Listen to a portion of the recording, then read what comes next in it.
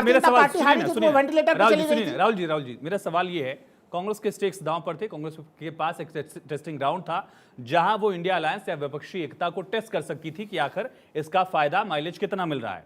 कांग्रेस ने वो मौका गवाया? नहीं, मुझे नहीं लग रहा। देखिए, कांग्रेस ने डे वन से तो बिल्कुल क्लियर रखा हुआ था कि जो इंडिया गठबंधन बना है वो लोकसभा चुनाव के लिए बना है।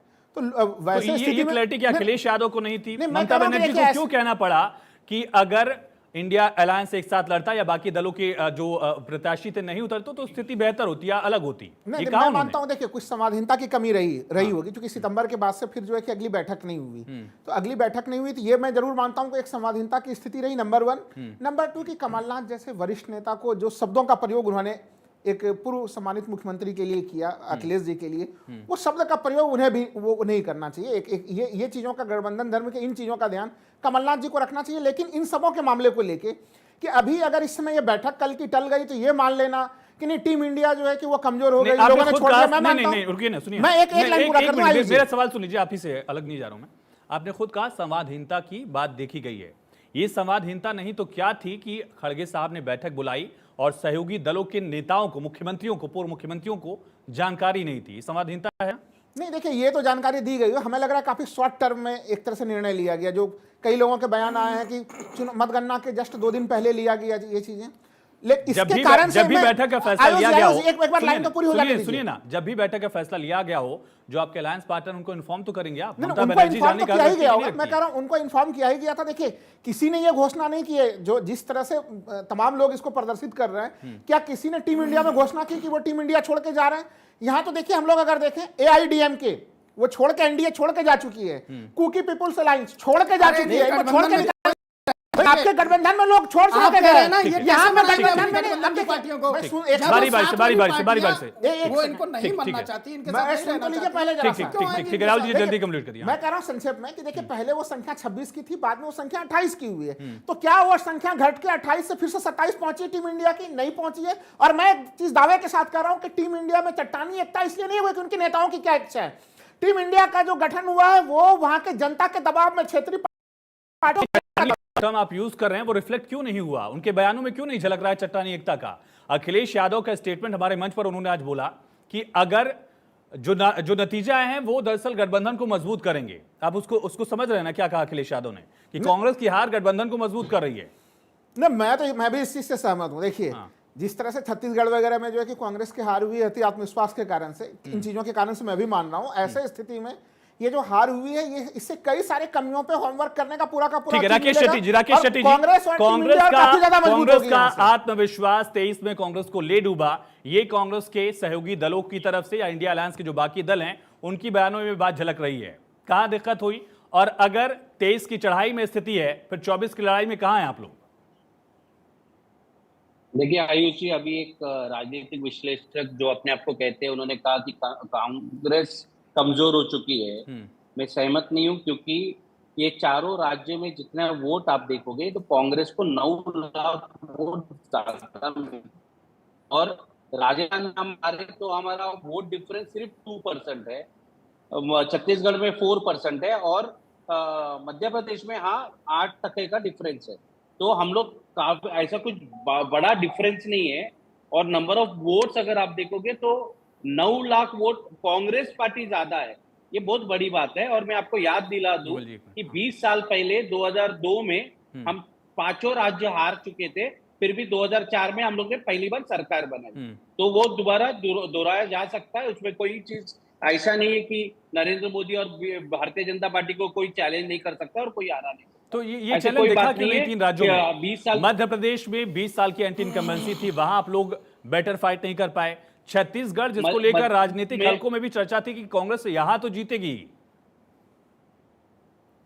बिल्कुल, छत्तीसगढ़ में हमको पूरा आश्वासन था कि वहां पे हम जीतेगी, वहां पे हारे ये। और मध्य प्रदेश में आप जानते हैं कि लास्ट मोमेंट पे शिवराज सिंह चौहान जी ने, जो वहां के मुख्यमंत्री है, उन्होंने एक लाडली गुड़िया का जो स्कीम चलाया, हर ऐसी वेलफेयर स्कीम्स या जो भी कह लीजिए आप अपने शब्दों की सहूलियत के हिसाब से, ऐसे स्कीम छत्तीसगढ़ में भी थी, उसका फायदा आपको नहीं हुआ? नहीं, मगर आचार संहिता के बाद ये मनी ट्रांसफर हुआ, जबकि चंद्रशेखर राव को तेलंगाना में ये करने से इलेक्शन ठीक है विमल जी, इसका जवाब दीजिए और साथ ही ये सवाल इसका जवाब भी दीजिए कि 2018 के नतीजे सत्ता के सेमीफाइनल 2019 के लिए नहीं थे, तो फिर ये आंकड़े जो हैं ये 24 पर असर कैसे डालेंगे? देखिए, मैं कहना चाहता हूं, अभी राकेश शेट्टी जी ने बताया कि हम इतने वोट परसेंटेज से हम हारे हैं या इतने सीटों से इतने सीटों पे हम कम मार्जिन से हारे हैं। मैं बता देना चाहता हूं, हिमाचल प्रदेश में भी जो है Bharatiya Janata party 0.99 vote percent से जो है भारतीय जनता पार्टी की हार हुई थी। लेकिन हम उसको स्वीकार करते हैं कि कहीं ना कहीं हमारी गलती थी, कहीं ना कहीं भूल थी और कहीं ना कहीं हम जो है जनता के पास नहीं पहुँच पाए थे, जिसकी वजह से हम चुनाव हारे थे और इसका हमने विश्लेषण भी किया था। दूसरी चीज़ आपका मैं जवाब देना चाहता हूं कि भारतीय जनता पार्टी हमेशा एक मैंडेट पार्टी है, हमेशा जो है देखिए अभी आपने देखा कि बंगाल में चुनाव जो है 2025 में है, बिहार में जो है विधानसभा का जो चुनाव है वो भी 2025 में है, लेकिन भारतीय जनता पार्टी चुनाव जीते या चुनाव हारे, हम जो है तुरंत जो है जैसे ही चुनाव जीतते हैं, उस चुनाव हारते हैं, उसके बाद हम उस राज्य को जो है हम अपना जो भी जनसभा करना, प्रधानमंत्री जी का जो हमारे गृह मंत्री जनसभा करते हैं, हमारे राष्ट्रीय अध्यक्ष जी, हम हमेशा जो है इंटरेक्शन करते रहते हैं, हारने का और इंडी गठबंधन का तोड़ने का आखिर ये टूट क्यों रहे हैं? इन्होंने बोला कि हम टूट नहीं रहे, कोई अभी हमारा नेता जो है और कोई हमारी पार्टी जो है टूटने का नाम नहीं। अब देखिए ममता बनर्जी बाकायदा बयान दी है कि हमको फोन तक नहीं किया गया और हमको बताया नहीं गया कि इस तारीख को जो है इंडी गठबंधन का जो है मीटिंग कराया गया। दूसरी चीज मैं बता देना चाहता हूं कि ये हमेशा जो है क्षेत्रीय पार्टियों को अनदेखा करते हुए आए हैं। तो हमेशा कहती है वोट शेयर की बात की जाती है, जब जो है चुनाव में जो है टिकट देने की बात की जाती है तो उनसे राय नहीं लिया जाता और अपने आप को अहम मानते हुए जो है टिकट का वितरण किया जाता है। विमल जी, आपके कितने पुराने सहयोगी हैं आपके साथ? भाई पुराने पुराने खाली एक लाइन जो उन्होंने बोला क्षेत्रीय पार्टियों को लेके, भाई तमाम जो पुराने क्षेत्रीय पार्टियां थी वो सब तो आज के डेट में टीम इंडिया में शामिल हैं। आप उद्धव ठाकरे को देख लीजिए, वो टीम इंडिया में है। अकाली दल भी आपके साथ नहीं है, ठीक है, वो टीम इंडिया में नहीं है।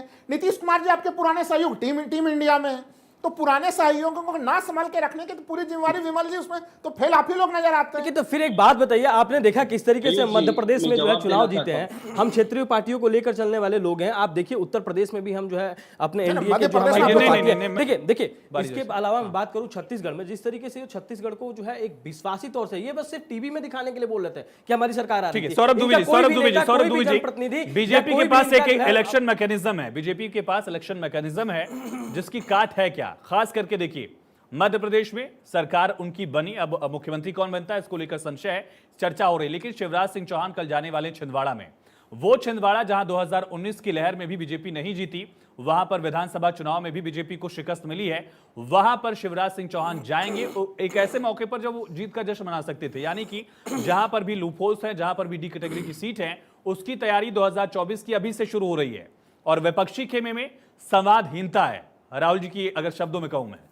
देखिए कांग्रेस पार्टी जो है हमेशा जो है जुगाड़ से जनमत जुटाने की जो कोशिश करती है, वहीं भारतीय जनता पार्टी जो पूरा जो है जिसका एक बड़ा कैडर है, पूरा संगठन है, संगठन जिस हिसाब से बताता है, बड़े से बड़े नेता हो, वो कैबिनेट मिनिस्टर हो, उनको वही करना पड़ता है जो एक कार्यकर्ता करता है और कार्यकर्ता को भी एक वो काम दे दिया जाता है जो कैबिनेट मिनिस्टर करता है। तो एक संगठन जो इतना बड़ा विशाल का संगठन पीछे कार्य करता है, उसकी जो रचना है, जो रचनात्मक कार्य है चुनाव के अंदर, वो भारतीय जनता पार्टी को कहीं ना कहीं जीत तक पहुंचाने का कार्य करते हैं। वहीं उल्टा जो कांग्रेस है, जिसके अंदर राजशाही अहंकार है, जो अपने राज्य स्तरीय नेताओं से समन्वय नहीं बैठा पाती, राहुल गांधी जी का अहंकार, ये पिछले कई बार से कई मुख्यमंत्रियों ने आरोप लगाया कि राहुल गांधी जी मिलने का समय नहीं देते अपने ही कांग्रेस पार्टी के मुख्यमंत्री को। कौन से मुख्यमंत्री हैं? तो बात सुनिए, वो वैसे मुख्यमंत्री हैं जो आपकी पार्टी में शामिल हो गए।